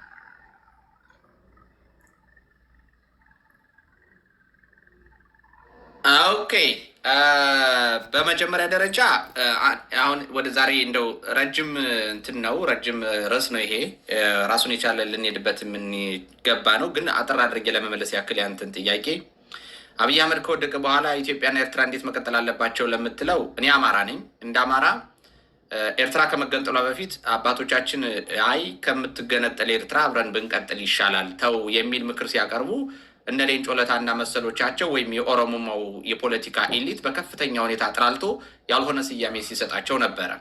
ኤርትራውያን በራሳቸው ህዝበ ውሳኔ አገር ሆነዋል። አገር ከሆኑ በኋላ እኔ እንደ አንድ አማራ ራሴን ብቻ ወክዬ ኤርትራውያን ፈልገውት ተዋግተው ብዙ ዓመት ተዋግተው አገር ከሆኑ በኋላ የነሱን ሉዓላዊ መብት የመዳፈር መብትም ፍላጎትም የለኝም። እሱ ሀገር ናቸው። ከአማራ ጋር ምንድን ነው? ከኢትዮጵያ ጋር እንደ ኢትዮጵያ የሚወሰነውን እዛው ይወሰን አላውቅም። እንደ አማራ ግን ኤርትራ አገር ናት፣ አማራ ክልል ነው። የአማራ ክልልነቱን ይዞና ኤርትራ አገር ሁና ግንኙነቱ ይቀጥላል። እማምነው በዚህ ነው። እንደ ኢትዮጵያ እንደ ሀገር ግን የብዙ ብሔር ብሔረሰቦች የጋራ ውሳኔ ስለሆነ በግሌ አይ ከኢትዮጵያ ጋር ያለው ግንኙነት በዚህ መልኩ መቀጠል አለበት ብዬ ላብራራ አልችልም። አሁን እኔ እንደ አማራ ግን ምንድነው የምታዋጣው? ከብሔር ብሔረሰቦች ከኢትዮጵያ ውስጥ ካሉ ብሔር ብሔረሰቦች ጋር አማራው ምን ሀሳብ ያዋጣ ካልከኝ በየትኛውም መንገድ ምናልባት ጠረጴዛ ላይ ያለ የስቴፕለር መምቻና እስክሪብቶ ልትወራወር ትችላለህ እንጂ ከኤርትራ ጋር የሚደረግ ምንም አይነት ጦርነት እንዲኖር አልፈልግም። እንኳን አይደለም ከኤርትራ ጋር ከትግራይ ጋር የሚደረግ ምንም አይነት ጦርነት እንዲኖር አልፈልግም። ምክንያት ካልከኝ በሁለት ምክንያት፣ አንደኛ ላለፉት 200 ዓመታት የሰሜኑ ክፍል ከጦርነት ተለይቶ አያውቅም። ለምን ድሃ ሆን ብለን ከማማረር በስደት በሰቀቀን በመከራ ከምናልቅ በግልጽ ተነጋግረን ላለፉት 200 ዓመት በተከታታይ ምናልባትም በየ20 ዓመቱ የአድዋ ጊዜ ነው 40 ዓመት የቆየ እንጂ ምናልባትም በየ20 ዓመቱ ከጦርነት ተለይተን አናውቅ። ጦርነቱ ነው ለስደት፣ ለረሃብ፣ ለሰቆቃ፣ ለድህነት የዳረገን። ወደ ታች አካባቢ ያለው ያዘምታል፣ ይፎክራል፣ ያቅራራል። የኛ ህዝብ ደግሞ ሰሜኑ ፉከራ፣ ቅረርቶ፣ ሽለላ ሲመጣ ይደነፋል። ማን ደርሶብኝ ማን ነክቶኝ ይላል፣ ይዋጋል፣ ያልቃል። የሰው ኃይሉ ያልቃል፣ ካፒታሉ፣ ሀብቱ፣ ንብረቱ ይወድማል። ተከታታይ የሆነ ድህነት ውስጥ ይማቅቃል። ሶ የመጣው ይምጣ። ያልተሞከረው ተሞክሮ ደግሞ አለው። ያልተሞከረው ተሞክሮ በሰላም በጠረጴዛ ዙሪያ ችግሮች ተፈተው መቀጠል አለበት ብዬ የማምን ሰው ነኝ። ለምንድን ነው ታዲያ አሁን አብይ አህመድ ላይ ጦርነት እንዲካሄድ የተፈለገ ከተባለ አብይ አህመድ ላይ ብዙ ሰው እኛ ጦርነት ያወጅን ይመስለዋል። አይደለም። ቀበቶ እንኳን መሳሪያህን ቀበቶህን አስፈታለሁ ብሎ በኢቲቪ ፎክሮ የመጣው አብይ አህመድ ነው። የአማራን ህዝብ ሊያጠፋ የመጣው አብይ አህመድ ነው። ሊያጠፋኝ ከመጣ አካል ጋር አልታኮስም ማለት አንችልም። አማራጭ የለም። በቃ ሊያጠፋ የመጣ አገዛዝ ነው። በዚህ ምክንያት ነው እንጂ እኔ በተለይ ሰሜኑ ላይ ምንም አይነት ጦርነት ከዚህ በኋላ እንዲካሄድ አልፈቅድም፣ አልፈልግም። የግል እይታዬ ነው እንደ አንድ አማራ። ይህንን የምልህ ገስግስ አጠቃልልኝ። ቀጣይ ሌላ ስራ ስላለኝ እንድጨርስ ብዬ ነው። ቴንኪዩ። ጥሩ። ያው የዛሬው ውይይት አሪፍ ነው።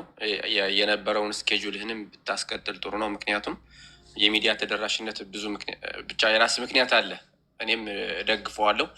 የወንድሜ አስተያየትም በአንድ በኩል የምረዳው ምንድን ነው ፎከስ ትኩረታችን ላይ የራሳችን አጀንዳ ላይ ትኩረት እንድናደርግ የሚል ሀሳብ ነው። ከበጎነት የተነሳ ነው እና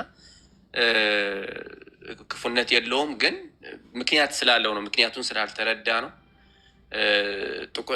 በአሪፍ ፕሮግራም ነው ብዬ ለማለት ነው እያንተ ያስከውን ለማለት ነው። ከዛ ውጭ ግን የትግራይ ኃይል የአማራ ኃይል ከዚህ በፊት ሰሜኑ ኃይል ተጠናክሮ አንዱ ሆኖ ካልመጣ ይሄ አምባገነን ኃይል ሊወድቅ እንደማይችል ደጋግመን ስናወራው ነበረ።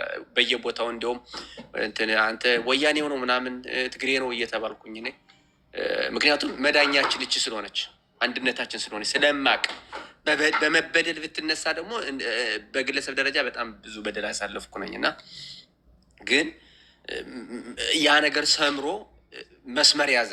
አየው አሁን ምንም በቃ እንዴት ብዬ ላስረዳህ? የትግራይ በደርግን ሲጥሉ የሚናገሩት ነገር አለ። ትግላችን መራራ ነው፣ ማሸነፋችን የማይቀር ነው ይላሉ። ያ ማሸነፋችን የማይቀር ነው ብለው ሲያስቡ አደረጃጀታቸውንና የዓላማቸውን ተስፋ አድርገው ነው። ያን ከያዝክ ማሸነፍ አይቀርም። አሁን ምክንያታዊ ነው። የትግራይ ህዝብ ምክንያታዊ ነው። የአማራ ህዝብ ምክንያታዊ ነው። ምክንያታዊ ከሆንክ ደግሞ ማሸነፍ አይቀርም። ምክንያታዊ መሆን ብቻ ሳይሆን ደግሞ ጠላትህ ምክንያቴ ቢስ መሆን ደግሞ ይበልጥ የምታሸንፍ መሆንክን ታረጋግጣለህ። ምክንያቴ ቢስ ነው ማዕከላዊ መንግስቱ፣ ደጀን የሌለው በህዝብ የተተፋ ምንም አይነት መሰረት የሌለው። እኔ ዳንኤል እንዴት ብዬ ላስረዳ? በኢትዮጵያ ታሪክ በትጥቅ ትግል ውስጥ ማለት ነው በኢትዮጵያ በተደረጉ ጦርነቶች ውስጥ በጣም ፈጣኑ መንግስትን ለመጣል በጣም ፈጣኑ ጦርነትን የሚካሄደው በፍጥነት ሰራዊት የሚፈራርስበት፣ በፍጥነት ሰራዊት አመራሮች የሚሮጡበት፣ በፍጥነት የሚወድቁበት ጦርነት ቢኖር በኢትዮጵያ ታሪክ ውስጥ ይሄ ነው። ይሄ ጊዜ ነው። ይሄ ምን አለ ትላለህ? በዚህ ውስጥ አንድ እኛ ያሰብነው ሀሳብ ተሳክቷል። አሁን ያለበት ያሰላለፍ ኃይል ማለት ነው። በዚህ በጣም እርግጠኛ ነኝ ይሄ ኃይል እንደሚያሸንፍ ማለት ነው። አንድ ነገር ፖይንት ማነሳት የምፈልገው ማዕከል አዲስ አበባ ላይ ያለው ኃይል የአዲስ አበባ ልጅ የአዲስ አበባ እዛ አዲስ አበባ የሚኖር በሙሉ የአዲስ አበባ ነዋሪ የሆነ በሙሉ የአዲስ አበባ ልጅ ነው፣ ይመለከተዋል። የምርጫ 97ቱን በሴራ የተጠለፈ ፖለቲካ ዋጋ የከፈልከውን ያህል የውሸት በነ ብርሃኑ ነጋ በነ ልደቱ የተጠለፈን ፖለቲካ ያን ያህል ዋጋ የከፈልከው ያህል አሁን ከፊትህ የሚጠብቅ ትግል ግን ፍሬውን የምታይበት እውነተኛ ትግል መሆኑን አውቀህ ሴት፣ ወንድ፣ ህፃን፣ አዛውንት ሳትል በያለህበት ፍሬ የምታፈራበት ትግል ነውና ነቅተህ ጠብቅ፣ ፊሽካውን ጠብቅ። ዛሬ ነገ ከነገ ወዲያ መቼ ይሆን አታውቅም። ሁሌ ግን ልክ ጫካ ገብቶ እንደሚዋጋው ሁሌም ተዘጋጅተህ ጠብቅ። የራንተ ሚና ትልቅ ነው። ከትጥቅ ትግሉ ሞር የበለጠ ነው የእናንተ ነቅቶ መጠበቅ። ስለዚህ የአዲስ አበባ ህዝብ ከድራፍት ውጣ፣ ከሱስ ውጣ፣ ወደ ቀጣይ አቅጣጫ አልም። እችን አተስፋ፣ ከዚህ ውጭ ሌላ ተስፋ የለህም። ትሰለቀጣለህ። መኖር አትችልም። በአዲስ አበባ ተወልደ ባደግበት አይደለም ማልማት አይደለም መስራት ቤተሰብ ማፍራትና ገንዘብ ሀብት ማካበት ይቅርና አትኖርም። ወዴት ትሄዳለህ? ወደ አማራ ክልል፣ ወደ ኦሮሚያ፣ ወደ ደቡብ የለህም። የአዲስ አበባ ልጅ መኖሪያ አዲስ አበባ ብቻ ናት። ሌላ ቦታ የለህም። ልትነጠቅ ነው። ለልጅህ፣ ለቤተሰብህ፣ ለእናት ለአባትህ ቀጣይ ለምትወልደው ስትል እቺ እድል እንዳታመልጥህ። የዚህ ታሪክ ተጋሪ ሁን የሚል መልእክት ለማስተላለፍ ነው። ታንኪዩ አደራ። እሺ አመሰግናለሁ። በነገራችን ላይ ከታች ሚዩት እያረኳችሁ ያላችሁ ልጆች አብይን ልታሸንፉ ትችላላችሁ፣ የኦሮሞን መሬት አትረግጧትም ለሚለው ኦላ ምን እየሰራ ነው? እስኪ ንገረኝ። ቁጭ ብድግ እያሰራው ያለው እኮ ኦላ ነው። ኦላ ኦሮሞ ምድር ላይ ያለ ያስቆኛል እንዴ? ለማንኛውም ይኸውልህ አሁንም እየደጋገሙ እናገራለሁ። ቲክታክ ላይ እንደፈለጉ መፎከር ሌላ ነው። ነገ የሚመጣውን ችግርና መከራ ማስተካከል ግን ሌላ ነው። መረጋጋቱ ይጠቅማችኋል። እዚህ እኔ ቤት በተለይ ሰኞ የፈለጋችሁትን ሀሳብ መስጠት ትችላላችሁ። እንደ ቅድሙ እስከ ጥግ ድረስ እንከራከራለን። መሳደብ ብቻ ነው የማትችሉት። ከተሳደባችሁ ሚዩትና ብሎክ ትደረጋላችሁ። የኦሮሞ ልጆች፣ የትግራይ ልጆችም እንደዛው ማለት ነው። ከዛ በዘለለ ግን አሁንም እንደው የምር ሰብአዊነትን መሰረት አድርጌ የምነግራችሁ የኦሮሞ ህዝብ ውስጥ ብልጽግናን ወስዳችሁ አትክተቱት። እረፉ። እያንዳንዱን ወንጀል የብልጽግናን ዘር ማጥፋት ለኦሮሞ ህዝብ ወስዳችሁ ከሰጣችሁት ነገ የሚገጥመውን የኦሮሞን ህዝብ የሚገጥመውን ሎዱን የምትሸከሙት አይመስለኝም። ለምን ካልከኝ ብልጽግና የኛ ነው፣ ብልጽግናን ተነካብኝና ካልክ ምን ችግር አለው? የብልጽግናን ጄኖሳይድ ለኦሮሞ ህዝብ አሸክመዋለሁ ማለት ነው። አለቅ መጣ የኦሮሞን ህዝብ ነው ልትለኝ አትችልም። አሁን ለምሳሌ እዚህ የኦሮሞ ህዝብ በሚገባ ተዘጋጅቷል፣ የኦሮሞን ህዝብ አታሸንፉትም ይለኛል። እኛ እየተዋጋን ያለ ነው ብልጽግና የሚባል እነ ቀንዳውጣ እነ ተመስገን ጥሩነህ እናገኘው ተሻገር አማራዎች ያሉበት፣ እነ አብይ አህመድ እነ ሽመልስ አብዲሳ ኦሮሞዎች ያሉበት፣ ከሶማሌ ከሲዳማ ከጉምዝ ከጋምቤላ የተሰባሰቡ የብልጽግና ሆዳም የብልጽግና ዘራፊና ገዳይ ጨፍጫፊ ማፊያዎች የተሰባሰቡበት ፓርቲ ነው ብለን ስንዋጋ ብልጽግናን አትነካውም ካልከኝ እኔ ምን ቸገረኝ? አንተንም አብሬ ነው የምፈርጅህ። አንተን አብሬ ስፈርጅ ህዝብ አይነካም ልትለኝ አትችልም። ምክንያቱም እኔ ብልጽግናን ስዋጋ አንተ አርፈህ ቁጭ ብል ነው። አይ ብልጽግና የኦሮሞ ነው ትነካውና እኛ የኦሮሞ ህዝቦች ካልክ ኦኬ፣ እኔ ምን አገባኝ? የራስ ምርጫ ነው። ይሄ ነው። ምንም ሌላ ሎጂክ የለው። ተቀበላችሁ መሄድ ዳንኪራ መምታት መብታችሁ ነው። እኔም እናንተ በመጣችሁበት መንገድ ፕሮፓጋንዳ ስሰራ እኔ ጋር እንትን እንዳትሉ ነው። ሌላው ላነሳ የምፈልገው አማራውን የብልጽግና በተለይ የኦሮሞ ተወላጅ ብልጽግና ደጋፊዎች ምን እንደሚሉ ታውቃላችሁ? አማራውን ባንዳ ይላሉ። ለምንድን ነው አሁን አማራው ባንዳ አይደለም እኮ ምናምን ብዬ አልጮህም። ለምን እንደሆነ ታውቃላችሁ? ዋና ፍላጎታቸው ትግራይና አማራን እያዋጉ እነሱ ለሽ ብለው ልማታቸውን እያለሙ መኖር ነበር። ትግራይና አማራን እያዋጉ ትግራይና ኤርትራን እያዋጉ ሰሜኑን እርስ በርስ እያዋጉ ሰሜኑን እያደቀቁ እንዲያው ትግራይና አማራ ልዋጋላቸው ቢል አገውና አማራ ቅማንትና አማራ እንዲዋጋ እያደረጉ አማራው በርስ በርስ ጦርነት እያለቀ እነሱ ተኝተው መኖር ነበር።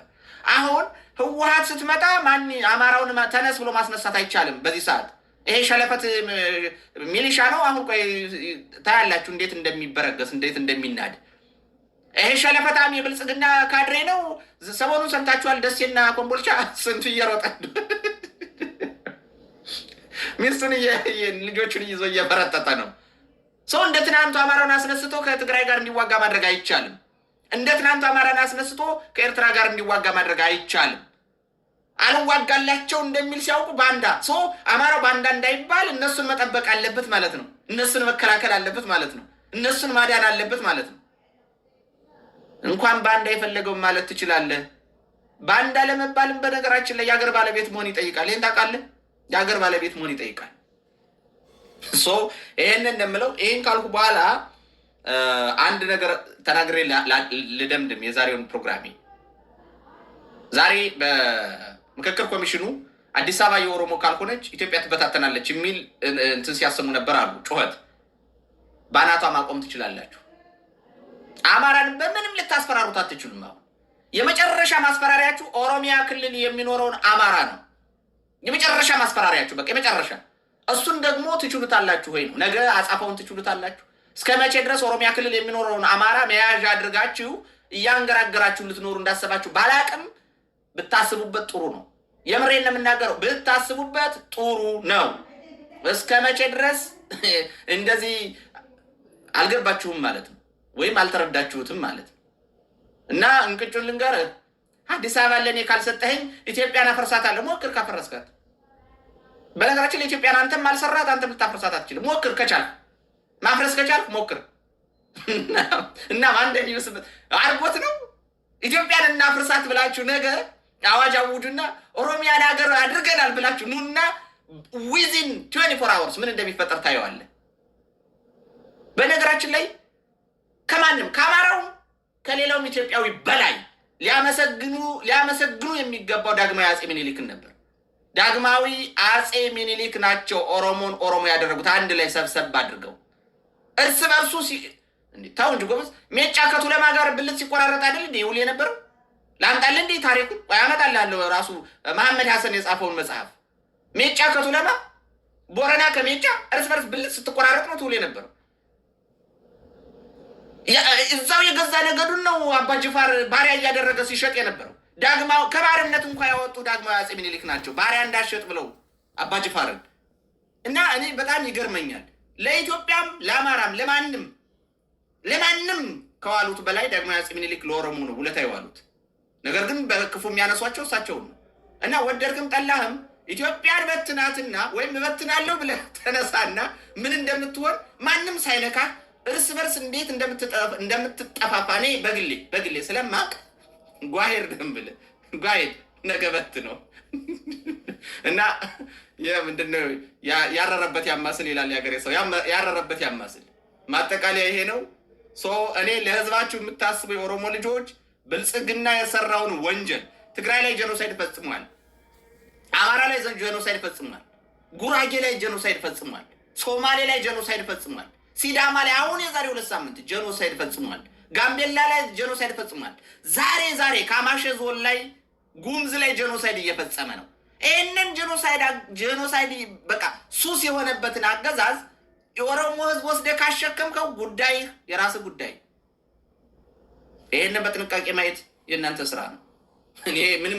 እኔማ ችግር የለብኝ። ይኸው በሂውማኒቲ አንጻር መጥቼ እየተናገርኩ ነው።